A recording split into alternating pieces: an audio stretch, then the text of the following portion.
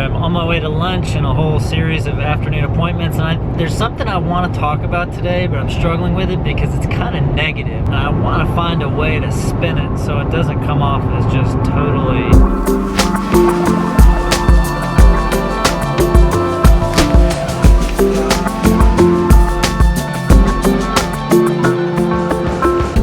Really good lunch.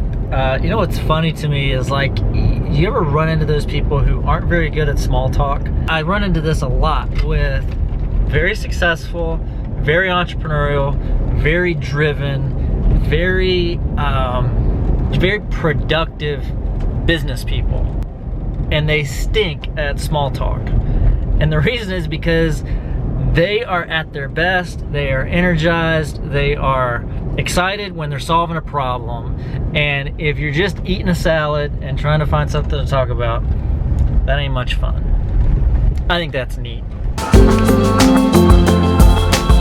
A very long afternoon of appointments is now over. I'm on my way home, and I still haven't talked about this thing that I want to kind of get out there.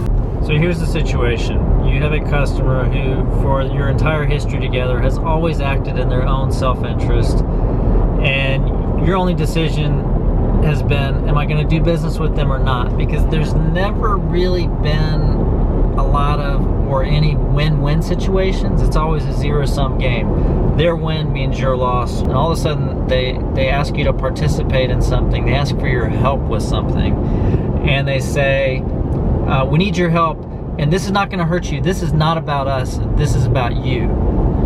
But this is contrary to everything that you've ever experienced with them. And the way the process is set up, kind of the way that you're not asked for your participation, you're told that you're going to participate. Just the way things are set up, it kind of goes back to this win-lose mentality. It's obviously working for them, but it's not working for you very well. But they want your help.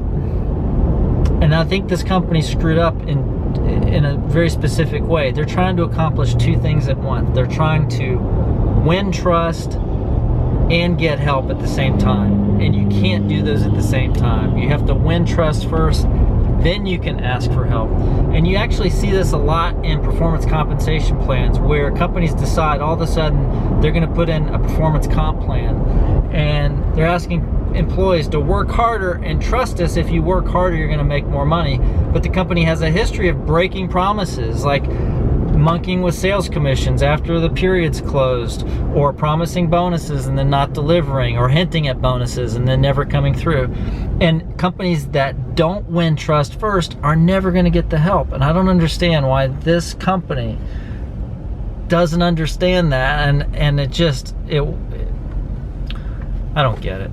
You know, one of the reasons it's so frustrating is because I'm standing outside looking in. I'm watching my client deal with this situation, and there are things that I would love to be able to say to this other company, like, man, you guys are like missing the boat, and you're paying consultants an awful lot of money, and they're making every single mistake in the book that consultants are known to make. But you know, it's not my problem. It's not my client.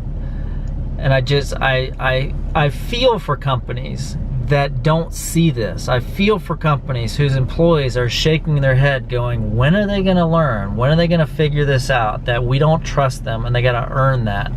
At best, the companies are asking too early. They really do have good intentions, but they haven't delivered on the trust to really get the participation, to earn the participation.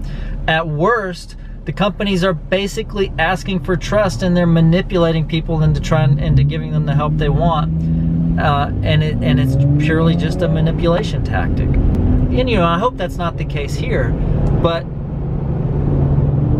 again, it's so inconsistent with everything we've ever experienced. I talked a few weeks ago about the past isn't the best predictor of the future, but we're not seeing any change. We're not seeing any change whatsoever. And like I said, where there is no change, when there's no change, the past is usually the best predictor of the future. See you guys tomorrow.